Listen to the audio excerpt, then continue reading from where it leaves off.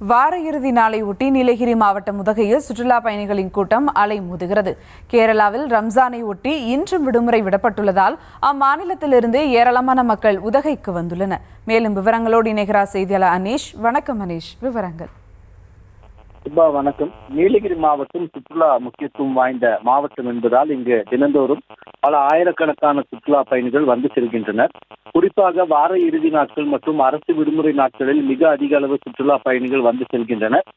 இப்படி வரும் சுற்றுலா பயணிகள் பெரும்பாலும் கேரளா மற்றும் கர்நாடக மாநிலத்திலிருந்து அதிக அளவு வந்து செல்கின்றனர்.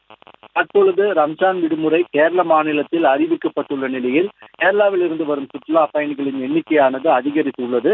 குறிப்பாக உதகை படகில்லை ஏரியில் மிக அதிக அளவு சுற்றுலா பயணிகள் குவிந்துள்ளனர். இவர்கள் அனைவரும் நீண்ட வரிசையில் நெடுநேரம் காத்திருந்து படகு சவாரி செய்ய ஆர்வம் காட்டி வருகின்றனர். தற்பொழுது பைக்காரா படகு சவாரி இல்லத்திலிருந்து படகு சவாரி தற்காலிகமாக நிறுத்தப்பட்டு இருப்பதை தொடர்ந்து உதகையில் உள்ள படகு இல்ல ஏரியில் மிக அதிக அளவு சுற்றுலா பயணிகள் காணப்பட்டுள்ளனர். இவர்களில் பெரும்பாலானவர்கள் மோட்டார் படகுகளில் குடும்பம் மற்றும் நண்பர்களுடன் சவாரி செய்து மகிழ்ந்தனர். மேலும் குடும்பத்துடன் செல்ஃபி மற்றும் புகைப்படங்கள் எடுத்து மகிழ்ந்து விடுமுறை நாளை கொண்டாடி வருகின்றனர். விவரங்களுக்கு நன்றி அனீஷ்.